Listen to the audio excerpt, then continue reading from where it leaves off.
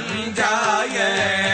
அடிமடவார் கடை கண்ணால் இடர்பட்டு நெஞ்சாய துயர் கூற நிற்பேன் அருள் பெற்றே உஞ்சேன் நான் உடையானே அடியேனை வருக என்று அஞ்சேயல் அருளியவாறு ஆபெருவார் அச்சோரே வென்று விழும் உடல் பிறவி மெய்யென்று வினை பெருகி கொந்து குழல்